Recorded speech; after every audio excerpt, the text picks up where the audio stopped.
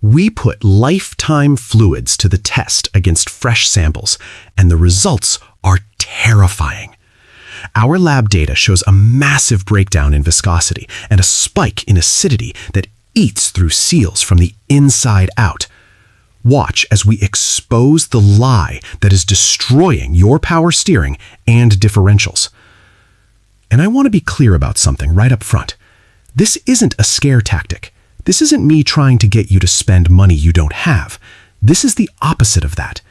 Because the fluids I'm talking about today, the ones sitting in your car right now, the ones the manufacturer stamped lifetime fill on, those are the fluids that are quietly costing people anywhere from $800 to $3,400 in repairs that should never have happened. Repairs that were one $30 fluid change away from never occurring at all. If you're new here, we post this kind of stuff every Tuesday and Friday. Real diagnostics, real numbers, no filler. If that sounds useful, subscribe. Takes 2 seconds, saves you real money. Now, let me tell you what actually got me down this rabbit hole.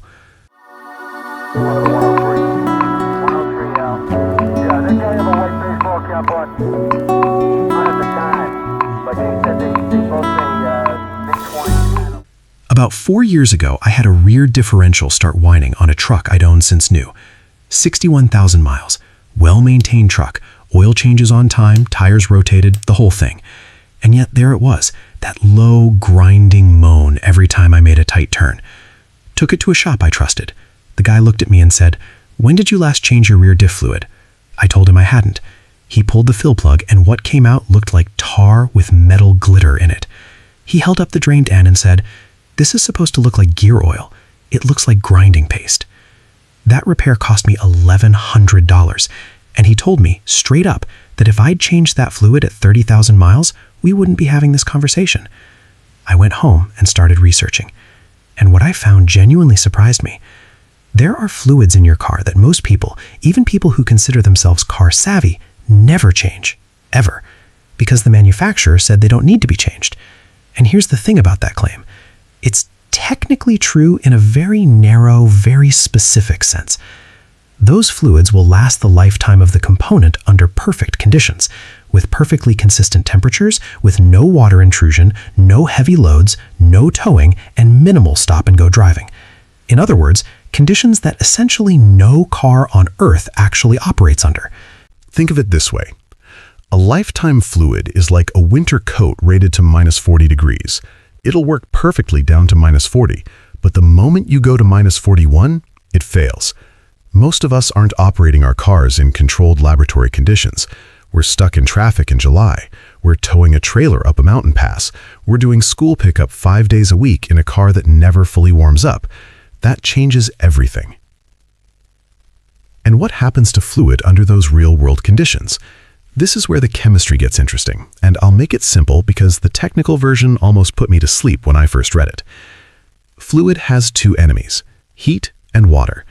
Heat breaks down the molecular structure. Imagine a chain made of paper clips. Brand new, each link is solid, interlocked, reliable. After years of heat cycles, those links start to deform.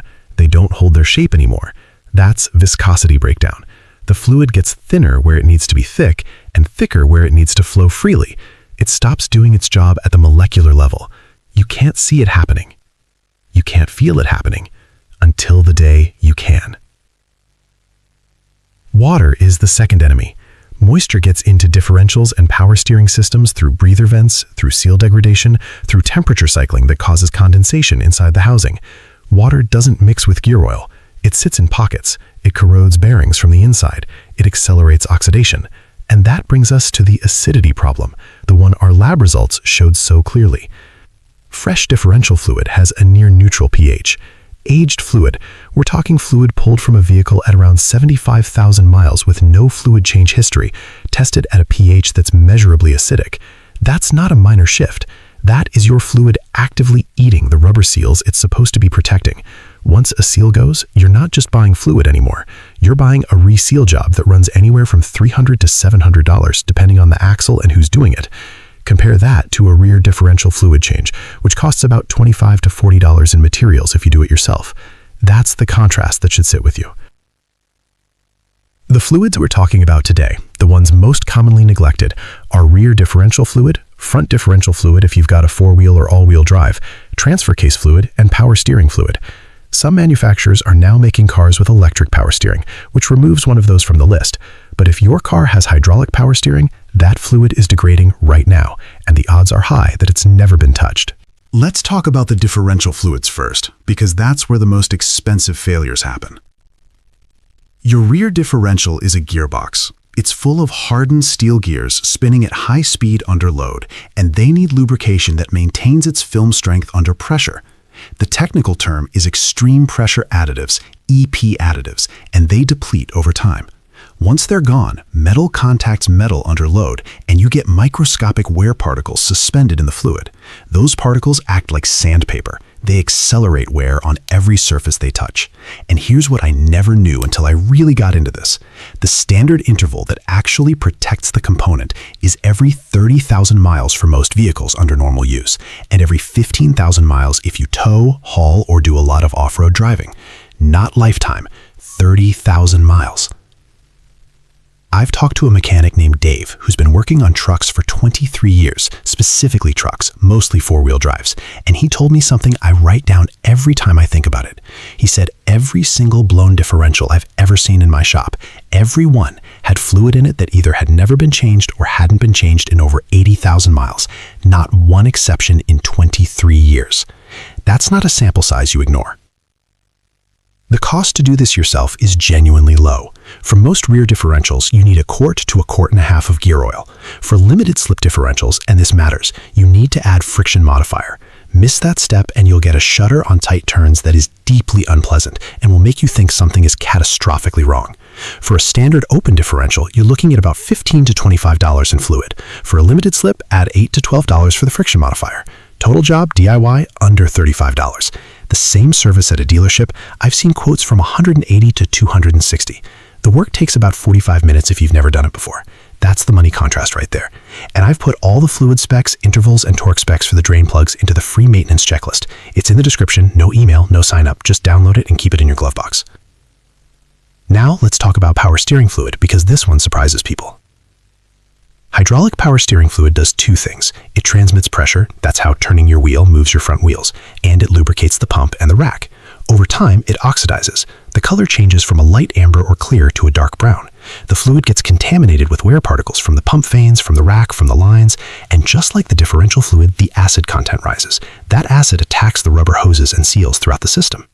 A power steering rack replacement runs anywhere from $600 to $1,500, parts and labor, depending on the vehicle. A pump replacement is $250 to $600. A full fluid flush, $80 to $120 at a shop. About $18 to $25 if you do it yourself with a turkey baster and a hand pump over 2 or 3 cycles. I've done this. It takes about 30 minutes. The fluid that comes out on a neglected system is genuinely alarming. Dark, metallic smelling, almost syrupy.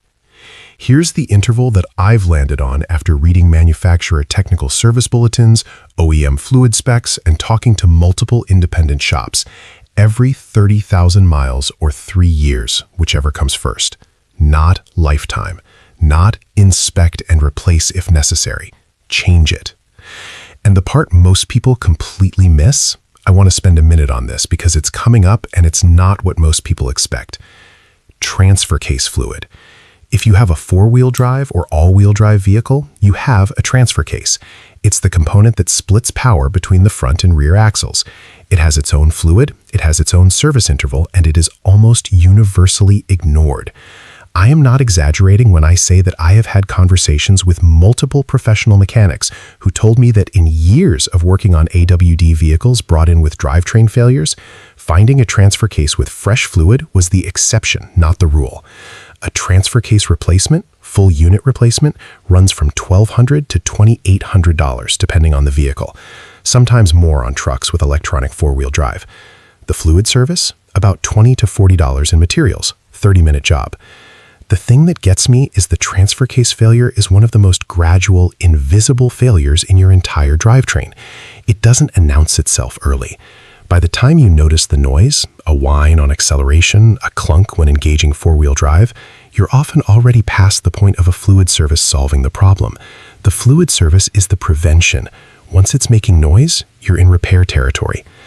If you're sitting there right now thinking about the last time you changed any of these fluids, you're not alone.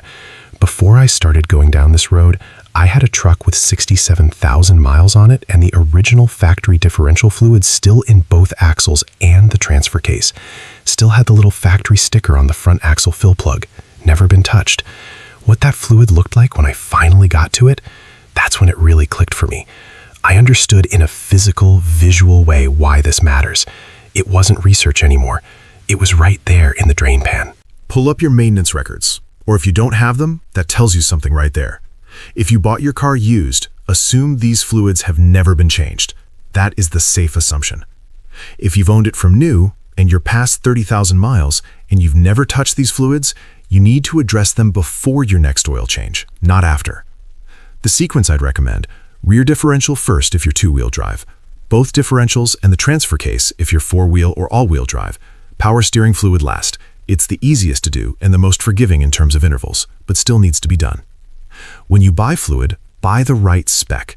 This matters more than people realize.